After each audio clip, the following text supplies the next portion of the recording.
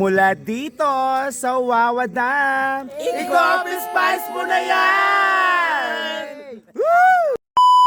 Hello mga badets, for today's video, shoutout nga pala sa lahat ng masisikip, makikipot, fresh katulad ko. At talaga ba, Charmaine, So for today's keme, tara samahan nyo ako sa aking first day of OJT mga bakla. Dahil nga ang course ko ay seaman, ito na nga, magpa-practice ako magbangka. Cherry. Bumiyahe nga lang ako mag-isa dyan mga bakla dahil nga naiwan ako ng mga sisterit kong vekla. Dahil nga late na naman akong nagising, nakakaloka.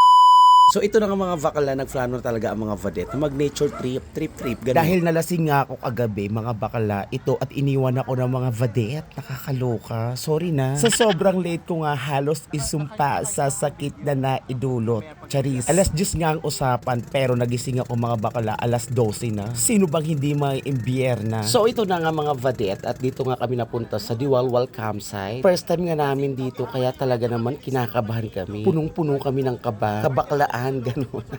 Hindi nga lang kabaklaan ang bitbit namin mga vadet. Syempre baon-baon din namin ang kalandian. Pagdating ko nga sa campsite, naabutan ko tong mga sister ko na aligaga. Paano ba naman may lumapit na baby boy? In fairness, ang gwapo. Hindi na ako magtataka kung bakit wala na akong naabutang pagkain. Ibinigay na pala lahat kay Cutie. Okay, dahil dyan, ako naman ang naimbyerna sa kanila. Pero syempre hindi kay baby boy. Sige na, pakabusog ka na. Sa sobrang daming offer nga ng mga vadet kong kaibigan, nalilito na lang talaga yung boy kung kanino siya sasama. Paano ba naman itong mga sister ko may kanya-kanyang offer? Unahin na nga natin tong kumaring si JJ. Grabe ang offer. 1 year supply of grocery. Nakakaloka. Pwede nang magtayo ng sari-sari store si baby boy. Sumunod naman nag-offer itong kumaring kong si Ligaya. Ang may offer daw niya 1 year supply ng sarap. Magic sarap. Dahil naniniwala siya sa kasabihan, aanhin pa daw ang magic sarap kung sa kanya lang malalasap ang tunay na sarap. Go! Ikaw yan. Syempre hindi magpapahol ang kumari kong si PJ. Iba ang offer niya. Lifetime insurance naman ang in-offer niya kay baby boy. Wala pa nga akong offer pero nagpaparamdam na si baby boy. Dahil nga gusto maka-score ng aking mga kumar, nagpasya na nga silang mag-overnight. Pero tadhana na talaga ang gumawa ng paraan. Dahil itinaboy na nga kami ng may-ari ng campsite. Ang ba naman?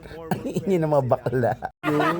Ay, so ito na nga, back to the reality. Wala talagang nagawagi sa aking mga kumare. Kaya naman pinanood na lang namin itong mga baby boy na maglaro sa apoy. And after nga namin maglaro ng ganda-gandahan and mag-fantasy dito sa Diwalwal campsite, nagpasya na nga kaming umuwi. Yes, luhaan na naman ang mga badet. And hanggang dito na lang. Thank you so much for watching. At kung gusto nyo naman itong eksena, please do subscribe, comment, and share my video. I love you all. Bye-bye!